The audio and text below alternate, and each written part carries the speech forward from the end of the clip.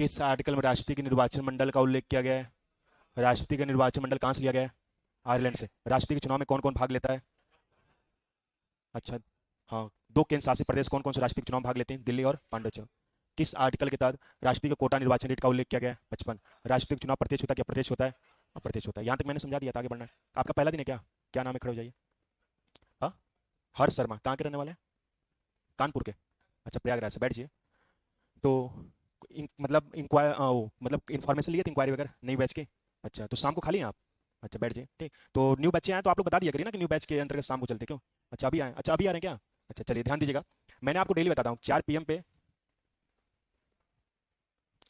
4 PM पे आपकी जो चलेगी और नॉन टेक के अंतर्गत न्यू बैच TG2 की, जो दूसरी बैच न्यू TG2 की, उस शाम को कल से स्टार्ट है, यानी कल मैंने सिलेबस के बारे में बताया है कि नहीं। तो 4 PM पे आपकी नॉन टेक पॉलिटी की क्लास चलेगी। इसके बाद 5 PM से भगत सर की क्लास चलती है। 5 PM से 6:30 PM तक आपकी भगत सर की क्लास चलती है, यानी 2.5 घंटे क्लास चल रही है। तो जो नए बच्चे उसमें जुड़े ज़्यादा सही रहेगा, क्योंकि पॉलिटी खत्म होने वाला काफी दिन हो गए, 1 महीने से ऊपर हो गया बैच है कि नहीं। तो शुरुआत से जुड़ेंगे तो बेहतर रहेगा। ठीक, तो आप शाम को 4 PM पे आके क्लास उसमें आप जजमेंट कर सकते हैं कि कोई इशू नहीं रहेगा। बेहतर तरीके से आपको चीजें कंप्यूटर हुआ, पॉलिटी हुआ, और यानी कि आपको टेक्निकल वो चीज आपको पढ़ाई जाएगी, कोई इशू नहीं रहेगा, जजमेंट नहीं रहेगा। तो शाम को 4 PM पे चलेगा, यही क्लास चलती है, इसी में क्लास चलती है, ऊपर वाले हाल में दोनों में चल रही है। बात करें दूसरी बात क्या है कि जिनका छोटा टॉपिक उसमें 10 दिन 12 दिन जो भी पॉलिटी छोटा उसमें आगे कवर कर लें। क्यों? अभी क्लास लेक्चर सुनेंगे पढ़ेंगे तो अलग फीलिंग आती है, वो अलग जजमेंट करता है। लेकिन आप कहें कि रूम पे सोए रहेंगे 4 बजे, कोई मतलब नहीं रहेगा। इससे आप 10 दिन 15 दिन आगे पढ़ लीजिए तो अलग एक एनर्जी आपको मिलेगी, है कि नहीं। तो 10-15 दिन जाते समय थोड़ी टाइम मिलता है कि नहीं। और वैकेंसी आप देख रहे हैं उत्तर प्रदेश सरकार चुनाव भी है, तो उसमें बहुत बेहतर तरीके से आपको रिस्पांस मिलेगा। बात करें तो उसमें आप शाम को 4 PM पे आइएगा। ठीक, उसमें न्यू बैच में जुड़िए, कोई इशू नहीं रहेगा। ठीक, चलिए तो हम लोग पढ़ते हैं आर्टिकल के अंतर्गत उसी को करते हैं। ठीक है, पकानी कोका दियो दसम। ठीक है, पकानी कोका दियो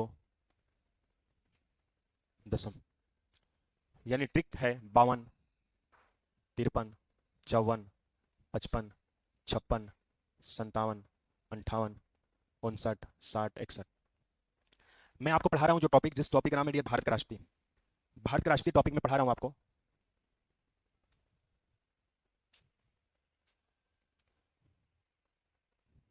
जिसे इंग्लिश में कहते हैं डियर प्रेसिडेंट ऑफ इंडिया, और हिंदी में कहते हैं इसको भारत का राष्ट्रीय। टॉपिक का नाम है भारत का राष्ट्रीय, इसको इंग्लिश में प्रेसिडेंट ऑफ इंडिया कहते हैं।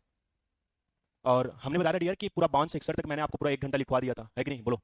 और मैंने कहा था कि अगले दिन आऊंगा तो मैं आपको 52 से 61 तक एक्सप्लेन करूंगा। और 52 से 61 में मैंने 52, कल 53, 54, 55, यानी 5 से 6 आर्टिकल मैं आपको बता दिया हूं, है कि नहीं। जैसे मैंने आपको बताया डियर, आप याद करो कि संविधान के आर्टिकल 52 में राष्ट्रपति के पद का उल्लेख किया गया।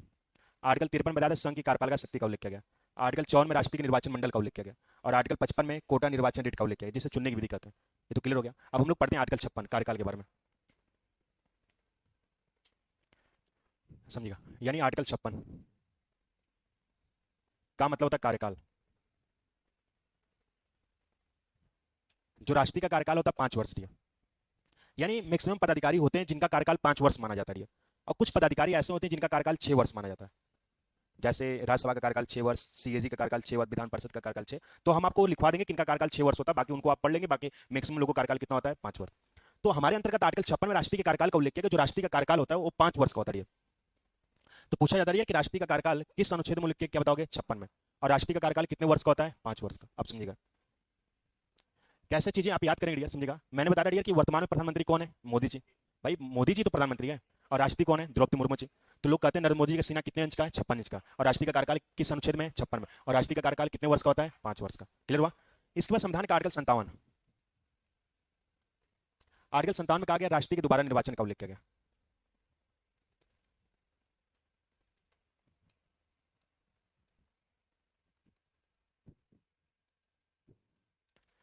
यानी संविधान के आर्टिकल 57 में राष्ट्रपति के दोबारा निर्वाचन का उल्लेख किया गया। राष्ट्रपति के दोबारा निर्वाचन का मतलब क्या दिया? यानी एक बार भारत का राष्ट्रपति बनने के बाद वो कई बार बन सकता है, उसकी सीमा कोई नहीं है। जैसे द्रौपदी मुर्मू चाहे तो एक बार बन सकती है, 2 बार बन सकती है, 3 बार बन सकती है, 8 बन सकती है। तो उसकी सीमा कोई नहीं है राष्ट्रपति बनने के लिए। लेकिन अमेरिका में आप जाओगे तो अमेरिका के राष्ट्रपति एक बार से अधिक बार नहीं बन सकते। नहीं, अमेरिका का राष्ट्रपति कितनी बार बन सकता है? 2 बार बन सकता है। जैसे बराक ओबामा देखोगे तो एक बार राष्ट्रपति बने थे अमेरिका का, दोबारा बने, तिबारा उनको चांस नहीं मिला। तो भारत का राष्ट्रपति एक बार बनने के बाद वो दोबारा बन सकता है, तिबारा भी बन सकता है। लेकिन अमेरिका में जाओगे तो अमेरिका का राष्ट्रपति कितनी बार बन सकता है? 2 ही बार बन सकता है। तो यही प्रश्न पूछा जाता है कि राष्ट्रपति के दोबारा निर्वाचन का उल्लेख संविधान के किस अनुच्छेद में उल्लेखित, क्या बताओगे? 57। और भारत का राष्ट्रपति एक बार बनने के बाद कितनी बार बन सकता है? कई बार। और अमेरिका का राष्ट्रपति कितनी बार बन सकता है? 2 बार। देखो कैसे याद करोगे? 5 7 जोड़ोगे कितना होगा? बोलो 12। 5 7 कितना होगा? 12। 12 मतलब बार बार, है कि नहीं। यानी एक बार भारत का राष्ट्रपति बने कितनी बार बन सकता है? 12 बार बन सकता है। और किस अनुच्छेद में उल्लेख किया गया? 57 में। चलो तो राष्ट्रपति का पद किस अनुच्छेद में है? राष्ट्रपति का पद कहां से लिया गया है? राष्ट्रपति की कार्यों शक्ति कहां से ली गई है? देश का प्रथम नागरिक कौन होता है? संविधानाध्यक्ष राष्ट्राध्यक्ष किसे कहते हैं? किस आर्टिकल में संघ की कार्यपालिका शक्ति का उल्लेख किया गया है? राष्ट्रीय का निर्वाचन मंडल किस आर्टिकल में है? राष्ट्रीय के कोटा निर्वाचन रेट का उल्लेख किस अनुच्छेद में है? राष्ट्रीय चुनाव प्रदेश होता है या प्रदेश होता है? राष्ट्रीय का कार्यकाल किस अनुच्छेद में है? राष्ट्रीय का कार्यकाल कितने वर्ष का होता है? राष्ट्रीय का दोबारा निर्वाचन किस अनुच्छेद में है? एक बार भारत का राष्ट्रीय बनने के बाद कितनी बार बन सकता है? अमेरिका का राष्ट्रीय कितनी बार बन सकता है? 2 बार। क्लियर हुआ? चलो अब समझो आर्टिकल 58 जो तुम पूछ रहे हो अभी। क्यों तुम लोग परेशान हो जाते हो? हर टॉपिक पढ़ाए रहते हैं, जो पढ़ाए रहते हो तो पढ़ोगे नहीं तुम लोग, और उसके आगे तुम लोग पूछने लगते हो। क्यों? कम से कम पढ़ाए जो जा रहा है उसको पढ़ के आया करो, बाकी चीजें हमारे पे छोड़ दिया करो। आर्टिकल 58 अब समझिएगा डियर। देखो क्वालिफिकेशन यहां समझ रहोगे तो हर चीज में क्वालिफिकेशन आपको समझना पड़ेगा डियर, है कि नहीं? चलिए समझिएगा। जैसे राष्ट्रीय की योग्यता को उल्लेख किया गया, जैसे क्वालिफिकेशन को उल्लेख किया गया। क्वालिफिकेशन में आप देखेंगे डियर, भारत का नागरिक हो,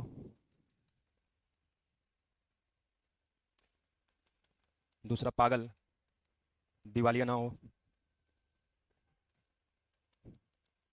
किसी लाभ के पद पे ना हो, मतदाता सूची में नाम दर्ज हो, और 35 वर्ष की आयु पूरी कर चुका हो। ये हमारे राष्ट्रीय बनने की क्वालिफिकेशन है डियर। भारत का नागरिक हो, पागल दिवालिया ना हो, किसी लाभ के पद पे ना हो, मतदाता सूची में नाम दर्ज हो, 35 वर्ष की आयु पूरी कर चुका हो। बस में कि नहीं, एक क्वालिफिकेशन है। और लोकसभा बनने की सदस्य योग्यता रखता हो डियर। आप लोकसभा पढ़ोगे तो लोकसभा बनने की सदस्य 25 वर्ष होती है, यही सबसे क्वालिफिकेशन है। तो भारत का नागरिक है डियर, आप लोग सब लोग भारत के नागरिक ही हैं। ऐसा कोई नहीं जो स्विट्जरलैंड से बैठा हुआ है। क्यों भाई, कोई ऐसा है कि हाँ? कोई नहीं, सब लोग भारत के नागरिक हो। क्यों ऐसे चेहरा बना रहे हो, लग रहा है कि आप स्विट्जरलैंड के नागरिक हो, भारत के नागरिक हो आप लोग। क्यों? तो क्वालिफिकेशन सेम है। पागल दिवालिया ना हो, कोई पागल भी नहीं है और कोई दिवालिया भी नहीं है। पागल का मेंटल, मतलब सरकार आपको रजिस्टर्ड कर दे कि आप, मतलब सरकार करें आपको रजिस्टर्ड कर दे डॉक्टर कि आप कभी मेंटल आप स्वास्थ्य सही नहीं हो सकता, उसी को हम पागल कहते हैं। मैंने बताया भी था आपको नागरिकता में कि पागल आपको अनेक प्रकार के दिखेंगे, है कि नहीं? पागलों के लिए खाना जो रांची एरिया। क्यों? आपको एक पागल से मिलने जाएंगे, दूसरा पागल मार के भाग जाएगा। क्यों? बताइए था। तो पागल आपको अनेक प्रकार के मिलेगा। पागल दिवालिया ना हो, ठीक? तो पागल ना हो। दिवालिया का मतलब बताया था कि आप बैंक से पैसा लिए हो कि कर्ज को चुकता ना कर पा रहे हो, उसी को हम क्या कहते हैं? दिवालिया। जैसे विजय माल्या का नाम सुने होंगे आप लोग, है कि नहीं? तो उसी को हम पागल और दिवालिया कहते हैं। तो इसमें आपकी कंडीशन पहली है, दूसरी कोई पागल भी नहीं है, दिवालिया भी नहीं है। किसी लाभ के पद पे ना हो। लाभ का पद क्या होता है कि क्या करें?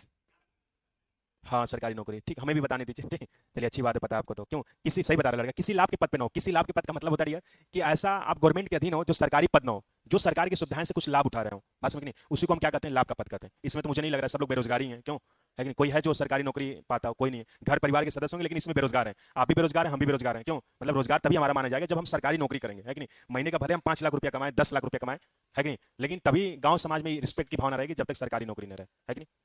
तो किसी लाभ के पद पे ना हो।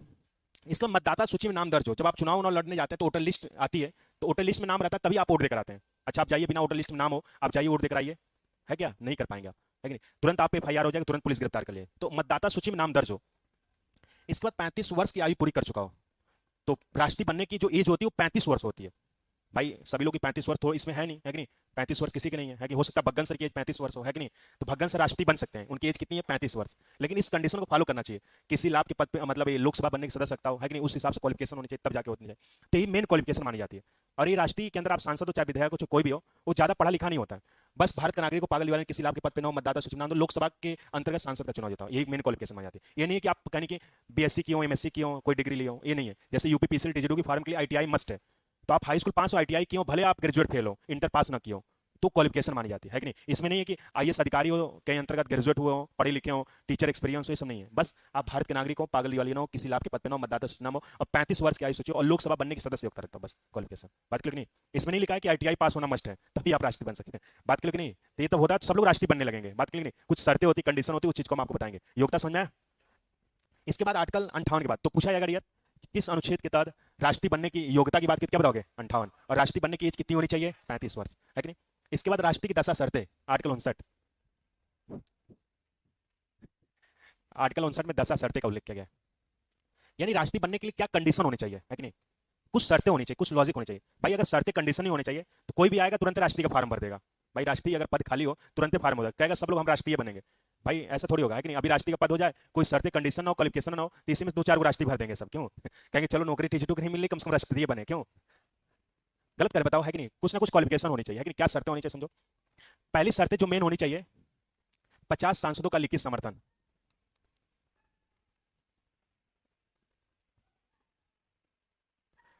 प्लस 50 सांसदों का अनुमोदन, बराबर कुल कितने सांसद? 100। ये राष्ट्रीय की शर्तें होनी चाहिए। और जो राष्ट्रीय की जमानत राशि होती है वो 15,000 रुपये होती है। और जो आवश्यक मत होता है डियर,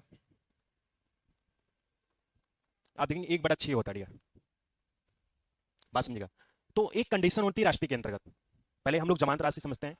जमानत राशि का मतलब होता है यार कि सिक्योरिटी मनी। जैसे आप कोई भी चुनाव लड़ने जाते हैं तो सरकार सिक्योरिटी मनी जब्त करती है। मतलब सरकार ये विश्वास दिलाती है कि आपको जनता लाइक कर रही है, तभी आप गांव का प्रधान बनने जा रहे हैं। ऐसे नहीं आप कहीं कि उठें और पर्चा दाखिला कर दिया और जमानत राशि अंतर्गत। जब आप देखेंगे कुछ वोट होता परसेंटेज, अगर उससे वोट से अगर कुछ ज्यादा आप नहीं पाएंगे तो आपकी जमानत राशि सरकार रख लेती है, जब्त हो जाती है। लोग नहीं करते। देखो उठा था प्रधानी के अंतर्गत, लोग सपोर्ट नहीं किए, 1,000 वोट में 5 वोट पाए, उसकी जमानत राशि जब्त हो गई और चेहरा नहीं दिखा रहा है कि नहीं, उसकी शादी हुई नहीं, उसकी बीवी भी उसको वोट नहीं दी। लोग कहते हैं ऐसा है कि नहीं, मतलब गांव कंडीशन में आप देखोगे ऐसा होता है कंडीशन है कि नहीं। तो जमानत राशि में तो सिक्योरिटी मनी होता है। तो सिक्योरिटी मनी जो होता है वो 15,000 रुपये जमानत राशि होती है। आवश्यक मत, आवश्यक मत का होता है 1/6। भाई 1/3 का मतलब क्या होता है, 33% होता है। 33% होगा ना। और 1/6 का कितना परसेंट होगा, तो लोग मैथो नहीं आता क्या जी, क्यों? 1/6 का कितना परसेंट होगा? देखो कैलकुलेशन कर रहे हो तुम लोग, जोड़ घटा रहे हो। अरे गधे कहीं के, 1/3 का 33% होगा तो इसका डबल है, तो इसका आधा कर दो तो 16 समथिंग होगा। यही तो होगा ना। तुम लोग पता नहीं क्या एकदम दिमाग लगा रहे हो, क्यों? तुम लोग टेक्निकल के स्टूडेंट हो, तुम लोग पता नहीं है कि 1/6 का कितना परसेंट होगा, है कि नहीं? तो मान लो अगर 100 वोट पड़ा है तो उसका 1/6 निकाल लो तुम लोग, है कि नहीं? तो पूरा उस कंडीशन में राष्ट्रीय बनने के लिए तभी आपकी जमानत राशि जब्त नहीं होगी। जितना वोट करके पाएंगे लोकसभा के सदस्य, राज्यसभा के सदस्य, विधानसभा के सदस्य, उसका 1/6 होनी चाहिए, तभी आप उसको कैप्चर कर सकते हो। अदरवाइज आपकी जमानत राशि क्या हो जाएगी, जब्त हो जाएगी। क्लियर हो कि नहीं? तो 1/6 का मतलब 16%। मान लो 100% में 16% वोट, यानी 100 लोग वोट डालें तो 16 वोट आपको मिलना चाहिए। बात क्लियर नहीं? तभी जाके आपकी जमानत राशि जब्त नहीं होगी। क्लियर हो कि नहीं? तो पूछा जाता है राष्ट्रीय की जमानत राशि कितनी होनी चाहिए, 15,000। और आवश्यक मत कितनी होनी चाहिए, 1/6। जमानत राशि आप देखो ज्यादा नहीं है भाई। भाई राष्ट्रीय की जो सैलरी होती है पर मंथ तो 5 लाख रुपए होती है। भाई द्रौपदी मुर्मू जी के बिना कहे अकाउंट में 1 से 5 के बीच 5 लाख रुपया आता है। और 5 लाख रुपया कम थोड़ी ना होता भाई। अगर आपको 5 लाख रुपया दिए 5 दिन किसी से बोलवे नहीं करेंगे। रियल बता रहा हूँ, है कि नहीं? 5 लाख रुपया कम होता है क्या? कहेंगे हटाओ, क्या मतलब पॉलिटी पढ़ने का, पॉलिटी ऐसा मैं कर दूंगा कि टीचर घर पे आके पढ़ाएगा हमको, है कि नहीं? तो 5 लाख रुपया बहुत होता है कि नहीं? 5 लाख पा जाओगे तो आप किसी टीचर को आप घर पे भगन सर कहोगे घर ही पे आके पढ़ाएं, है कि नहीं? 5 लाख रुपया कम थोड़ी होता है भाई। 50,000 रुपया मिल जाता है तो शरीर में आदमी गर्मी हो जाए, शरीर चौड़ा जाती है, आदमी तुरंत भीड़ उड़ में जाएगा, तुरंत धक्का देने लगता है। तो यार पैसे अकाउंट में कम थोड़ी ना। गलत करें। 5 लाख कम होता है क्या? 5 लाख कभी नहीं कम होता है। तो राष्ट्रीय की जो सैलरी होती है 5 लाख होती है, जमानत राशि 15,000, वो ज्यादा नहीं है। लेकिन देखो एक राष्ट्रीय की सम्मान की बात आ जाती है कि नहीं? देखो एक 100 रुपया गमछा भी आता है, 100 रुपया स्लीपर आता है, स्लीपर को पैर में रखा जाता है, गमछा को सिर पे मारा जाता है, पगड़ी के रूप में किया था, उसको सम्मान के साथ इंडिकेट किया जाता है। तो ऐसे राष्ट्रीय की जब जमानत राशि जब्त हो जाती है तो बहुत एक प्रतिष्ठा के देश की बात आ जाती है। तो कोई पूछे राष्ट्रीय की जमानत राशि कितनी है, 15,000। आवश्यक मत 1/6। जो राष्ट्रीय की 10 शर्तें होनी चाहिए, 50 सांसदों का लिखित समर्थन और 50 सांसदों का अनुमोदन बराबर कितने सांसद, 100 सांसद। 50 सांसदों का लिखित समर्थन का मतलब क्या है, इस चीज को आप समझिएगा। लिखित समर्थन का मतलब होता है कि 50 सांसद लिखित रूप से कहने की देंगे कि रजिस्टर्ड है, इनको राष्ट्रीय बनना चाहिए। भाई जैसे अगर देखा जाए तो मैंने बताया डियर कि लोकसभा की कितनी सीटें हैं, 545, राज्यसभा कितनी, 245, टोटल कितने सांसद होंगे, 790 होंगे कि नहीं, बोलो। चाहे लोकसभा के सदस्य हो चाहे राज्यसभा के सदस्य हो, दोनों सदस्यों को हम क्या कहते हैं, सांसद कहते हैं, कहते कि नहीं? तो लोकसभा की 545 सीटें, राज्यसभा की 245, टोटल कितने सांसद, 790, बोलो, है कि नहीं? तो 790 सांसद में अगर 50 शासन लिखित समर्थन दे देते हैं तो वो डन माना जाता है कि आप राष्ट्रीय बनने के योग्य हैं, है कि नहीं? इसके बाद उसी 790 में से कम 50 अनुमोदन देना चाहिए। अनुमोदन मतलब सहमति होता है। जैसे आप मान लो बड़े हो गए, शादी होती की जब रिश्ते देखने जाते हैं तो पहले के जमाने में शादियां क्या था कि मम्मी पापा देख लेते, रजिस्टर मान जाती, चलो लड़का देखे चाहे ना देखे, लेकिन शादियां रजिस्टर मान जाती। आज का कल्चर संस्कृति अलग है। जब तक लड़का लड़की को ना देखेगा, 6 महीने फोन से बात नहीं करेगा, तब तक शादी संपन्न नहीं होगी। भाई रियल है कि नहीं? मैं आपको अलग से बनावटी नहीं, मैं समाज को देखते हुए चल रहा हूँ, है कि नहीं? शादी के बाद भी आप रिश्ते पहले 7 जन्म के अंतर्गत फेरे लिए जाते थे, क्यों? मैं हम आपका 7 जन्म तक रिश्ता देंगे। आज का रिश्ता है कि 1 जन्म निभा ले, पता नहीं चला, आज शादी कल तलाक हो गया, पता नहीं चला, क्यों? तो मान लीजिए आप शादी होती किसी देख ले जाते हैं तो आप रजिस्टर्ड करते, लिखित समर्थन दे दी, घर वाले जितने भी 20-25 लोग गए, लिखित समर्थन दे दी कि लड़की बहुत सुंदर है, आईटीआई भी पास है, पॉलिटेक्निक भी पास है, भविष्य में कहीं टीचर के साथ जेई भी बन सकती है। तो आपने लिखित समर्थन दे दिया, डन कर दिया कि लड़की से इसे शादी करेंगे। और जिससे कहने की पूछेंगे आपके अंदर शादी देखने के अंदर कहाँ गए, तो आप बताएं कि शादी फिक्स हो गई है और इसी लड़की देखेंगे, और लड़की की फोटो देख के आपकी बात को वो भी थर्ड पर्सन ने भी समझ दे, हाँ आप ऐसा काम करिए, इन्हीं से शादी करिए, तो भी क्या होगा, अनुमोदन होगा। उसी को हम क्या कहते हैं, अनुमोदन कहते हैं। अनुमोदन का मतलब होता है किसी से सहमति जिक्र करना, क्या कहलाता है, अनुमोदन कहलाता है। तो पूछा जाता है कि राष्ट्रीय बनने के लिए कितने सांसदों का लिखित समर्थन, 50, कितने सांसदों का अनुमोदन, 50, कुल कितने सांसद, 100 सांसद, बोलो। क्लियर हुआ? तो पूछा जाएगा किस आर्टिकल में राष्ट्रीय की 10 शर्तें का उल्लेख किया गया है, 59। राष्ट्रीय की जमानत राशि कितनी होनी चाहिए, 15,000। और राष्ट्रीय के लिए आवश्यक मत 1/6। राष्ट्रीय के लिए कितने सांसदों का लिखित समर्थन, 50, कितना अनुमोदन, 50, कुल कितने सांसद, 100 सांसद। क्लियर हुआ? चौथा, राष्ट्रीय का पद किस अनुच्छेद में है? राष्ट्रीय की कार्य एवं शक्तियां कहां से ली गई है? किस आर्टिकल में संघ की कार्यपालिका शक्ति का उल्लेख किया गया है? 53। राष्ट्रीय का निर्वाचन मंडल किस आर्टिकल में? किस आर्टिकल में राष्ट्रीय को कोटा निर्वाचन रेट का उल्लेख किया गया? राष्ट्रीय का कार्यकाल किस अनुच्छेद में उल्लेख किया गया? राष्ट्रीय का कार्यकाल कितने वर्ष का होता है? राष्ट्रीय का दोबारा निर्वाचन किस आर्टिकल में? संता। एक बार राष्ट्रीय बनने के बाद कितनी बार बन सकता है? अमेरिका का राष्ट्रीय कितनी बार बन सकता है? राष्ट्रीय की योग्यता क्वालिफिकेशन किस आर्टिकल में? 58। राष्ट्रीय बनने की एज कितनी होनी चाहिए? राष्ट्रीय की दशा शर्त किस आर्टिकल में है? राष्ट्रीय की जमानत राशि कितनी होनी चाहिए? और राष्ट्रीय की आवश्यक मत कितनी होनी चाहिए? कितने लिखित सांसदों का समर्थन होना चाहिए? कितना अनुमोदन होना चाहिए? कुल कितने सांसद? और राष्ट्रीय की सैलरी कितनी होती है डियर? 5 लाख। राष्ट्रीय की सैलरी कितनी होती है? 5 लाख। चलिए नेक्स्ट हम लोग आर्टिकल 60 और 61 पढ़ते हैं, 2 आर्टिकल बचे। आर्टिकल 60 में राष्ट्रीय की शपथ का उल्लेख किया गया। आप राष्ट्रपति को देखेंगे शपथ सुप्रीम कोर्ट का मुख्य न्यायाधीश के द्वारा दिलाया जाता है।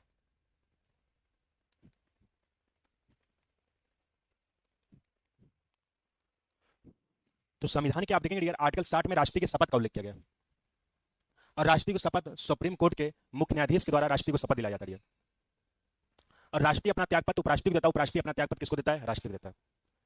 देखो राष्ट्रपति को सुप्रीम कोर्ट के मुख्य न्यायाधीश के द्वारा इसलिए शपथ दिया जाता है, इसके पीछे रीजन कारण है क्योंकि सर्वोच्च पद जो माना जाता है केंद्र के अंदर राष्ट्रपति माना जाता है और देश का जो प्रथम नागरिक होता है राष्ट्रपति होता है। भारत के राष्ट्रपति को संविधानाध्यक्ष, राष्ट्राध्यक्ष तीनों चुनाव का सेनापति कहा जाता है और सर्वोच्च न्यायपालिका होती है सुप्रीम कोर्ट होती है। सुप्रीम कोर्ट अगर कोई भी डिसीजन दे वो कानून बन जाता है। तो न्यायपालिका सर्वोच्च सुप्रीम कोर्ट है और देश का राष्ट्रपति सर्वोच्च माना जाता है पर्सन। इसी कारण सुप्रीम कोर्ट के मुख्य न्यायाधीश के द्वारा राष्ट्रपति को शपथ दिलाया जाता है। तो पूछा जाता है कि राष्ट्रपति को शपथ किस अनुच्छेद में उल्लेख किया गया? 60 में। राष्ट्रपति को शपथ कौन दिलाता है? सुप्रीम कोर्ट का मुख्य न्यायाधीश। और राष्ट्रपति अपना त्यागपत्र किसको देता है? उपराष्ट्रपति को। उपराष्ट्रपति किसे देता है? राष्ट्रपति को दिया। इतनी बात समझ में आई? बोलो भैया। देखो कैसे याद करो, 60 में 100 है और शपथ में 100 है और आर्टिकल 60 में किसका उल्लेख किया गया? राष्ट्रपति के शपथ का उल्लेख किया गया। अब समझिएगा संविधान का आर्टिकल 61। आर्टिकल 61 में राष्ट्रपति के महाभियोग का उल्लेख किया गया। महाभियोग का मतलब होता है हटाना। महाभियोग आप देखेंगे अमेरिका के संविधान से लिया गया। महाभियोग आप देखेंगे 14 दिन पूर्व सूचित करके राष्ट्रपति लगाया जाता है। महाभियोग प्रस्ताव लोकसभा के 2/3 बहुमत से, राज्यसभा के 2/3 बहुमत से प्रस्ताव पारित करके पद से हटाया जाता है। अभी तक किसी भी राष्ट्रपति पर महाभियोग लागू नहीं किया गया। अब इसके हर वर्ड को समझेगा, यानी संविधान के आर्टिकल 61 में राष्ट्रपति के महाभियोग का उल्लेख किया गया और राष्ट्रपति की जो हटाने की प्रक्रिया होती है उसी को हम महाभियोग कहते हैं। यानी महाभियोग का मतलब होता है जो राष्ट्रपति की हटाने की प्रक्रिया होती है उसी को हम महाभियोग कहते हैं और जो संविधान के आर्टिकल 61 में उल्लेख किया गया। हमारे और कहीं आप देखेंगे अमेरिका के राष्ट्रपति में दोनों में महाभियोग में अंतर है। हमारे संविधान में कहा गया कि हमारा देश का राष्ट्रपति अगर केवल संविधान का उल्लंघन करता है तभी महाभियोग लगाई जा सकती है। लेकिन अमेरिका में जाओगे तो अमेरिका का राष्ट्रपति कहा गया कि अमेरिका का राष्ट्रपति अमेरिका के संविधान को उल्लंघन करे, हत्या करे, मर्डर करे, कोई भी छोटा बड़ा अपराध करे तभी भी लगाई जा सकती है। लेकिन हमारे देश के राष्ट्रपति पर तभी महाभियोग लगाई जा सकती है जब वो संविधान का अतिक्रमण करता है, संविधान का छेड़छाड़ करता है, तभी महाभियोग लगाई जा सकती है।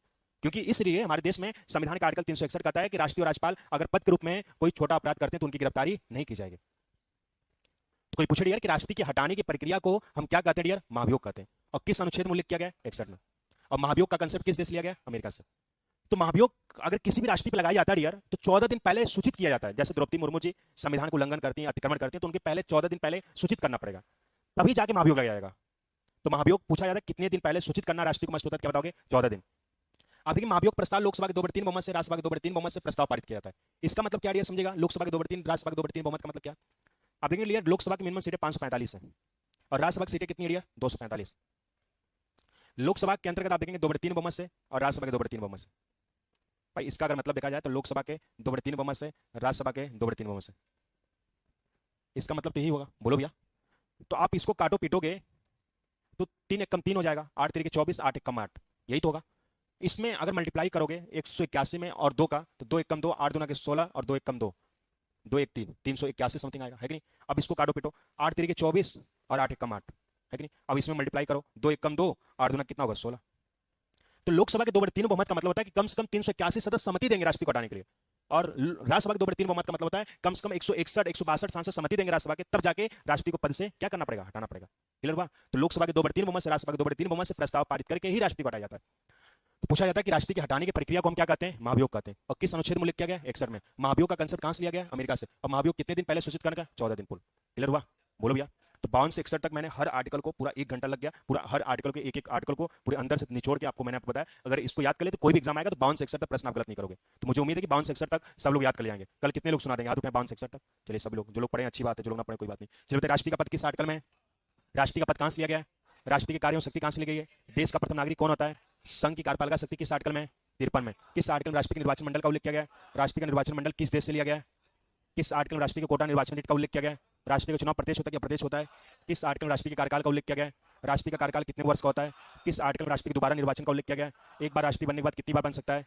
अमेरिका का राष्ट्रपति कितनी बार बन सकता है, किस आर्टिकल में राष्ट्रपति की योग्यता का उल्लेख किया गया है, राष्ट्रपति बनने की एज कितनी होनी चाहिए, किस आर्टिकल में राष्ट्रपति की 10 शर्तें का उल्लेख किया गया है, राष्ट्रपति की जमानत राशि कितनी होनी चाहिए, राष्ट्रपति के लिए कहने का आवश्यक मत कितना होना चाहिए, राष्ट्रपति के कितने सांसदों का लिखित समर्थन होना चाहिए, कितना अनुमोदन होना चाहिए, कुल कितने सांसद, किस आर्टिकल में राष्ट्रपति की शपथ का उल्लेख किया गया है, राष्ट्रपति को शपथ कौन दिलाता है, राष्ट्रपति अपना त्यागपत्र किसको देता है, उपराष्ट्रपति किसको देता है, राष्ट्रपति की पर मंथ सैलरी कितनी होनी चाहिए, किस आर्टिकल में राष्ट्रपति के महाभियोग का उल्लेख किया गया है, राष्ट्रपति की हटाने की प्रक्रिया को हम क्या कहते हैं, महाभियोग किस देश लिया गया है, अब महाभियोग कितने दिन पहले सूचित करना होता है, अब तक कितनी राष्ट्रीय महाभियोग लगाया गया है, एक भी बार नहीं, क्लियर नहीं। देखो जितना मैंने आपको लिखवाया पूरा A to Z याद है कि नहीं। देखो मैं डांटता हूँ तो सही काम के लिए डांटता हूँ। देखो कल मैं बैठा था, उसको एक बार वाच किया, 2 बार, कम से कम 15 बार वाच किया, जब गुस्सा आया हम क्या यार क्लास की पूरी गरिमा खराब कर रहा, डाटा 12 जैसे मुंह बैठा के पीछे बैठा था, है कि नहीं। आज देखो डांट दिया उसको, आई भी नहीं किया, है कि नहीं। तो उसमें हमारा थोड़ी, हम तो अपना 10 दिन निपट जाएंगे, है कि नहीं, घाटा तुम करोगे अपना, है कि नहीं। आजकल सही चीजें आप बता दो किसी को तो आदमी को इंसल्ट लग जाता है, उसमें अपनी कमी नहीं टीचर की कमी देखने लगता है कि नहीं। तो उसमें आपका फायदा है कि नहीं। मतलब आप चाह रहे हैं कि कुछ भी करें, मोबाइल चलाएं, गाना सुने, हंसे ही पागल बन जाए, है कि नहीं। पागल बनना, जाओ राशि भर्ती हो जाओ, अनेक प्रकार के पागल दिखेंगे आपको,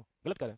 यहाँ क्लास में पढ़ने आए हैं अपना, क्यों भाई। क्लास में ऐसा थोड़ी कि आप दिखाने आए कि हम सबसे अमीर के घर के लड़के, मुकेश अंबानी के घर के हैं। भाई यहाँ सार्वजनिक क्लास है सभी लोगों के लिए, अगर दम है तो आप नौकरी देकर दिखाइए, अलग बनिए, सब सब्जेक्ट तैयार कर लिए बढ़िया तरीके से, तब माने जाए कि भाई आप बेस्ट हैं। क्यों, एक तो आपको कुछ भी आता नहीं और आलोचना करते हैं, उसमें हमारा थोड़ी होगा। जो समझदार स्टूडेंट होता है वो टीचर का सम्मान रिस्पेक्ट करता है, सही को सही गलत को गलत बोलता है, वो चीजें मानी जाती है।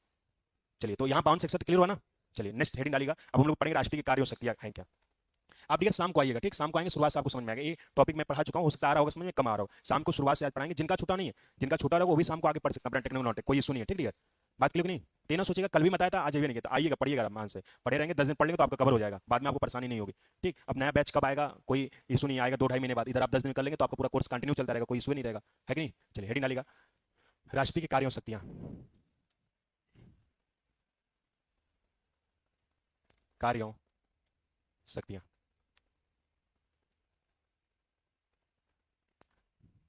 राष्ट्रीय की 2 प्रकार की शक्तियां, एक शांतिकालीन शक्तियां और अशांतिकालीन शक्तियां।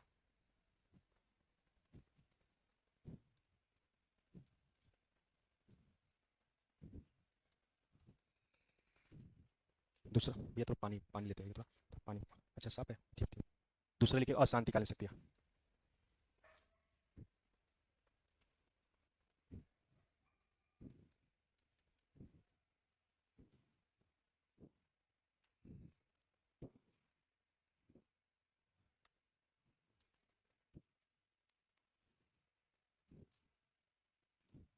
लिखिए पहला, इसमें पढ़ेंगे राष्ट्रीय की विधायक शक्तियां।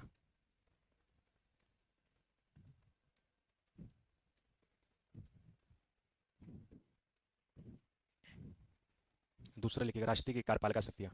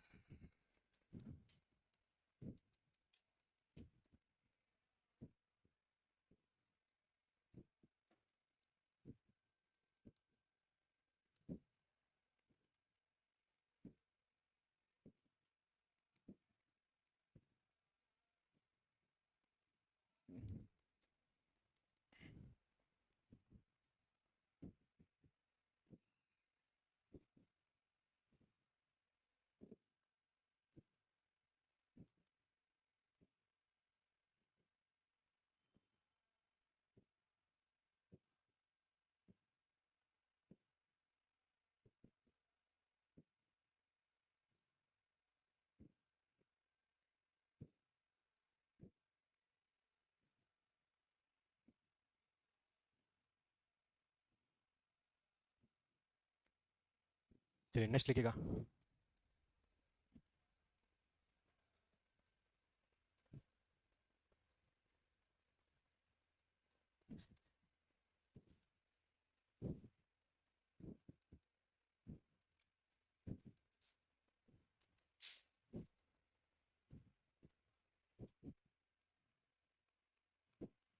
चलिए नोट करिएगा, जाना समझ मेरा पूछ लीजिए, ठीक।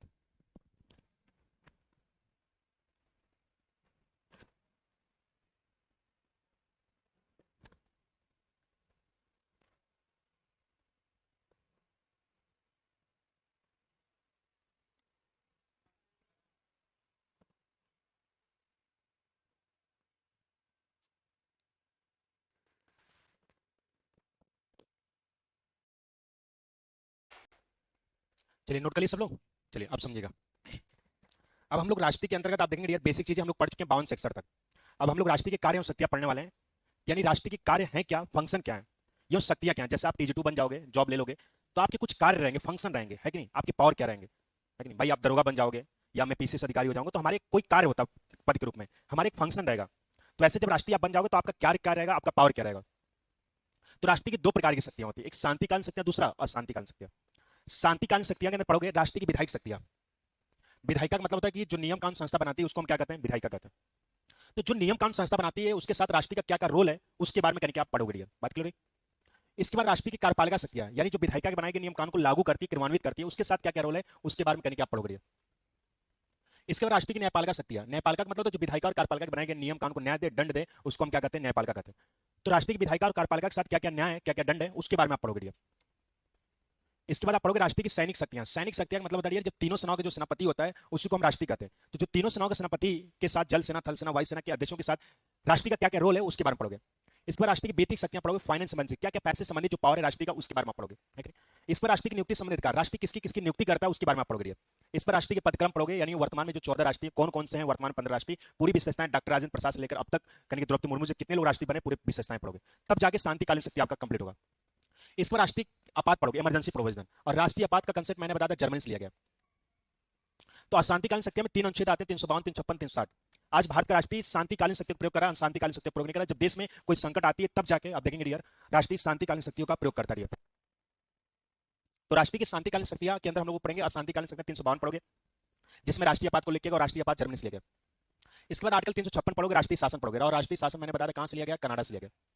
और आर्टिकल 360 पढ़ोगे वित्तीय आपात, और वित्तीय आपात का कंसेप्ट कहां से लिया गया, अमेरिका से। तो हमारे अंतर्गत राष्ट्रीय के अंदर आप देखेंगे 52 से 61 तक हम लोगों ने आर्टिकल पढ़ा। क्या क्या 52 से 61 तक पढ़ोगे, है कि नहीं। अब 52 से 61 तक के बनने के बाद हम लोग पढ़ेंगे शांतिकालीन शक्तियां के अंतर्गत राष्ट्रीय की कार्य शक्तियां में दो प्रकार की, एक शांतिकालीन शक्तियां और दूसरा अशांतिकालीन शक्तियां, है कि नहीं, बोलो। तो शांतिकालीन शक्तियां में हेडिंग डालेंगे राष्ट्रीय विधायक शक्ति, इसको लिख लेते हैं। इसकी शुरुआत हम लोग कल करेंगे, समय 5-6-7 मिनट, इसको लिख लेते हैं। हेडिंग डालेंगे राष्ट्रीय की विधायक शक्तियां, पहला हेडिंग डालेंगे राष्ट्रीय की विधायक शक्तियां। उसमें हेडिंग डालेगा आर्टिकल 79, हेडिंग डालेगा आर्टिकल 79 7-9, हेडिंग डालेगा आर्टिकल 79 7-9।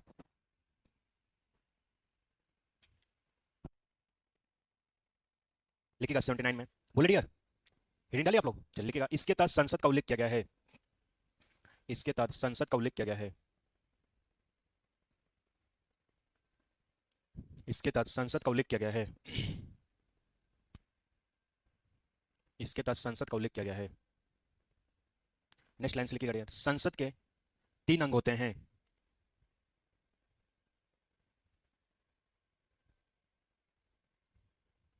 इसके तहत संसद का उल्लेख किया गया है।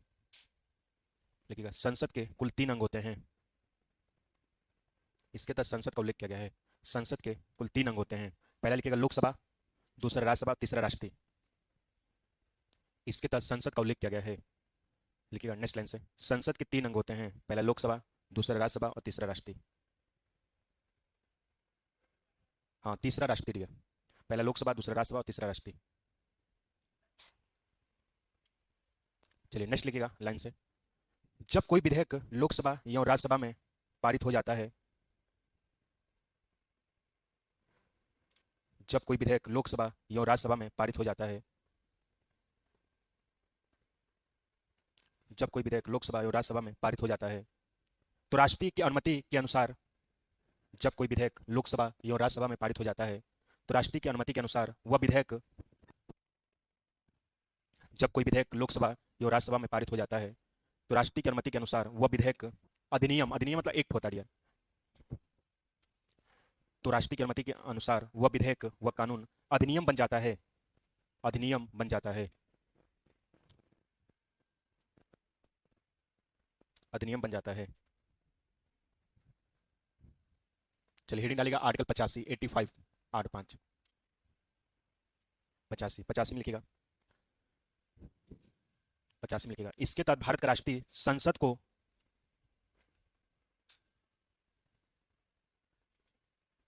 इसके तहत भारत का राष्ट्रीय संसद को आहूत, आहूत मतलब बुलाना होता है, इसके तहत भारत का राष्ट्रीय संसद को आहूत करता है, आहूत मतलब बुलाना, इसके तहत भारत का राष्ट्रीय संसद को आहूत करता है तथा तथा तथा सत्र की बैठक, सत्र मतलब सेशन होता है, यहां पे लिखेंगे सत्र, ऐसे लिखेगा, तथा सत्र की बैठक पर, सत्र की बैठक करता है, इसके तहत भारत के राष्ट्रीय संसद को आहूत, आहूत मतलब बुलाना, आहूत करता है, तथा सत्र की बैठक करता है, सत्र की बैठक करता है, करता है, यों यों सत्र की बैठक करता है, यों यों सत्रवासान, यहां पे लिखेंगे ऐसे लिखेगा सत्रवासान, यहां पे लिखेंगे सत्रवासान, सत्रवासान करता है, सत्र की बैठक करता है, तथा सत्रवासान करता है,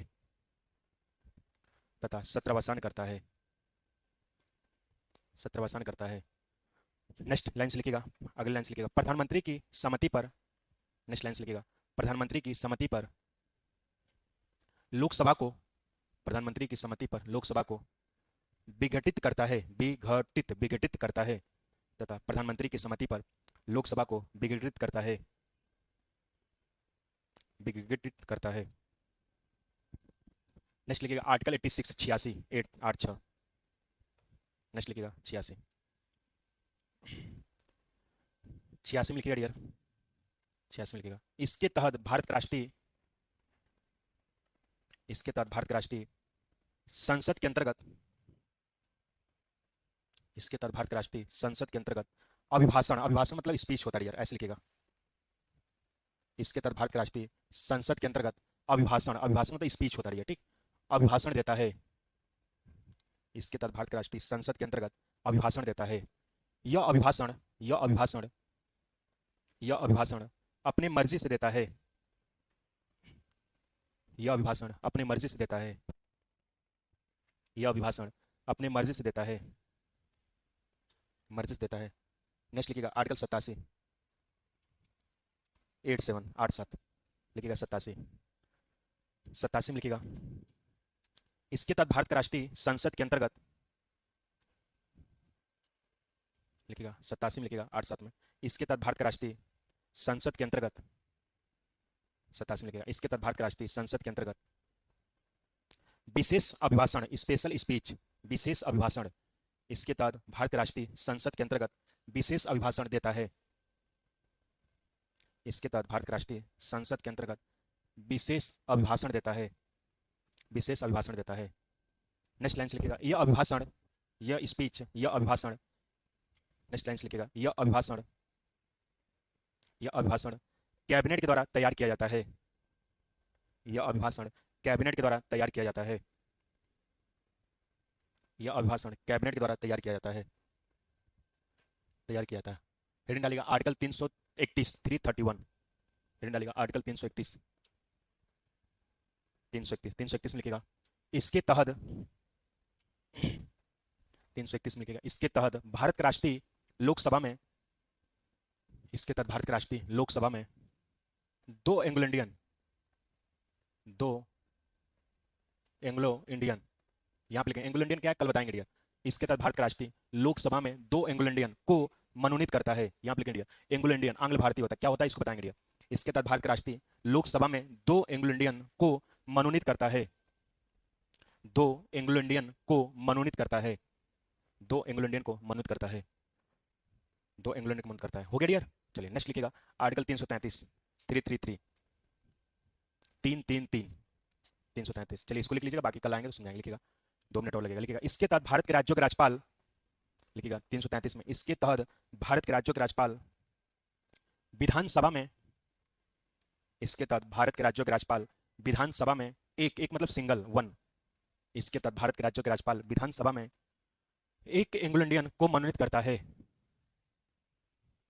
इसके तहत, इसके तहत राज्यों के राज्यपाल विधानसभा में एक एंग्लो इंडियन को मनोनीत करता है, एक एंग्लो इंडियन को मनोनीत करता है, एक एंग्लो इंडियन को मनोनीत करता है। चलिए हेडिंग डाल के छोड़ दीजिए आर्टिकल 83, आर्टिकल 83 हेडिंग डाल के छोड़ दीजिएगा, ठीक। तो 52 से 61 तक याद कर लिया होगा आप लोग, बोलो बोलो भैया। तो कल आएंगे तो राष्ट्रीय के कार्यों शक्तियां, राष्ट्रीय विधायक शक्तियां हम आपको पढ़ाएंगे पूरे बेहतर तरीके से, है कि नहीं, और डेली कंटिन्यू रहिए और पढ़िए अच्छे से, जो पढ़ाया जाए उसी को पढ़िए, है कि नहीं। और मैं आपको डांटना इसलिए कि आप उसको याद करें, गलतियों को सुधार करें, है कि नहीं, उस पर आपको हर्ट नहीं लेना है कि सर पूछते रहते हैं डांटते रहते हैं, है कि नहीं। चलिए नेक्स्ट हम लोग कल पढ़ेंगे, ठीक।